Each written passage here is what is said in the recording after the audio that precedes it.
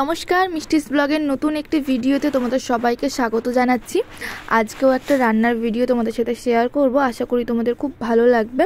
তো চলো প্রথম থেকে শেষ অবধি তোমরা দেখতে থাকো, আর দেখে বুঝতেই পারছো কি রান্না করব। আজকে করব চিকেন।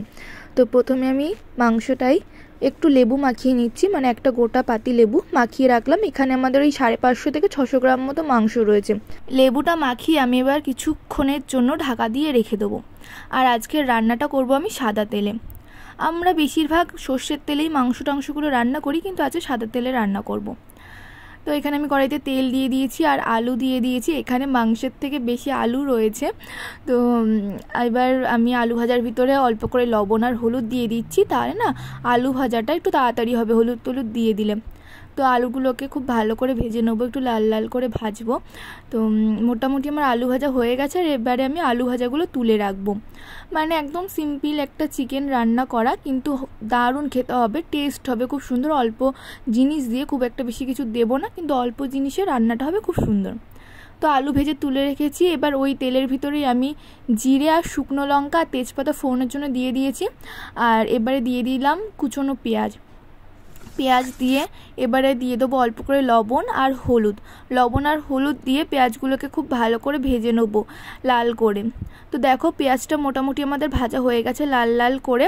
আর এখানে আমি আদা, জিরে, রসুন, পেঁয়াজ, কাঁচা লঙ্কা সব কিছুর একটা পেস্ট বানিয়ে রেখেছিলাম। এবার এই মশলাটা আমি দিয়ে দিলাম, কারণ পেঁয়াজটা আমাদের ভাজা হয়ে গেছে। আর দিয়ে দিলাম কিছুটা মশলা ধোয়া জল। তো দিয়ে এবারে এর ভিতরে দিয়ে দেবো একে একে লবণ, স্বাদ মতো লবণ, তারপর পরিমাণ মতো হলুদ দিয়ে ভালো করে এবারে মশলাটাকে কষিয়ে নিতে হবে। আর এবারে দিয়ে দেবো এর ভিতরে চিনি দেবো, অল্প করে চিনি দিয়েছি। আর দেবো 2 চামচ কাশ্মীরি লঙ্কার গুঁড়ো, আর দেবো 1 চামচ ধনের গুঁড়ো দিয়ে এবারে মশলাটাকে খুব সুন্দর করে কষিয়ে নিতে হবে। আর যদি ঝাল লাগে এরপরে, তখন আমরা দিয়ে দেবো এমনি যে লঙ্কার গুঁড়োটা, সেটা দেবো ঝালের জন্য। আর দেখো মশলাটা কিন্তু আমাদের কষানো হয়ে গেছে। আর যখনই মশলার গা দিয়ে তেল ছেড়ে আসবে, তখনই মাংসগুলো দিয়ে দিতে হবে। এই যে এখানে আমি যে মাংসটা আগের থেকে লেবু মাখিয়ে রেখে দিয়েছিলাম, সেই মাংসটাই দিয়ে দিচ্ছি এর ভিতরে। আর এটা চাইলে দইও দেওয়া যায়, কিন্তু দইটাই আমি দিচ্ছি না, আমি একদম সিম্পল একটা রান্না দেখাচ্ছি। তো মাংস দিয়ে এবার ভালো করে মশলার সাথে কষিয়ে নিতে হবে। আর আমি একদম গ্যাসের জোরটা কমিয়ে দিয়েছি, দিয়ে ঢাকা দিয়ে দেবো। আর চিকেন দিয়ে অনেকটা জল বেরোয়, মানে যা জল বেরোবে এটা দিয়ে, সেটাতেই মাংসটা কিন্তু কষানো হয়ে যাবে। তো দেখো আমি কিন্তু এখানে 1 ফোঁটাও জল দিইনি, একটুও জল দিইনি।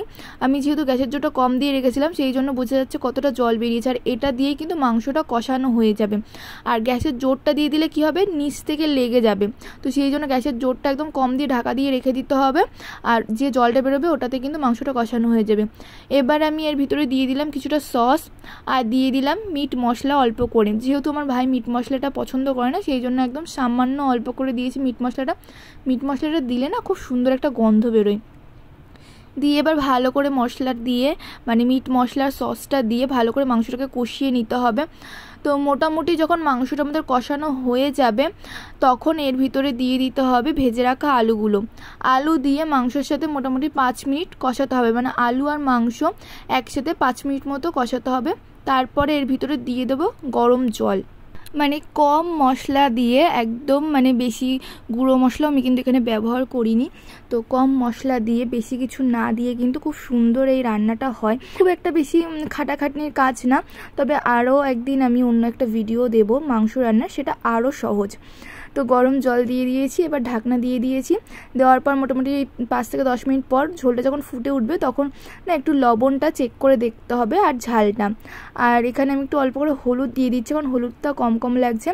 আর দিয়ে দেবো লবণটাও কম আছে। আর যদি ঝালটা লাগে তখন দিয়ে দিতে হবে পরিমাণ মতো। সেগুলো দিয়ে ভালো করে এবার নেড়ে চেড়ে নিয়ে আবার কিছুক্ষণের জন্য কিন্তু ঢাকা দিয়ে দেবো, যতক্ষণ না আলুগুলো সিদ্ধ হচ্ছে। তো এই রান্নাটা কিন্তু একদমই সহজ রান্না, কিন্তু খেতেও হবে সুন্দর। মানে খেতে যে খারাপ হবে তাও না। কিন্তু মাংস আর আলুটা সিদ্ধ হয়ে গেলে, ঝোলটা কমে আসলে, ওপর দিয়ে আমরা কিছুটা গরম মশলা ছিটিয়ে দেবো, দিয়ে ভালো করে নেড়ে চেড়ে গ্যাসটা বন্ধ করে দেবো। তো মোটামুটি কিন্তু আমাদের মাংস রান্না হয়ে গেছে। আর আজকের ভিডিওটা যদি তোমাদের ভালো লাগে, অবশ্যই কিন্তু লাইক, কমেন্ট, শেয়ার করে দিও। আর যারা নতুন আছো চ্যানেলে, তারা কিন্তু চ্যানেলটা সাবস্ক্রাইব করে দিও। আর দেখো মাংসের কালারটা কত সুন্দর লাগছে। যারা রান্না বান্না করতে পারে না তাদের জন্য কিন্তু একদম সহজ পদ্ধতিতে মাংস রান্নার রেসিপি। ভিডিওটা ভালো লাগলে লাইক, কমেন্ট, শেয়ার এবং সাবস্ক্রাইব করে দিও।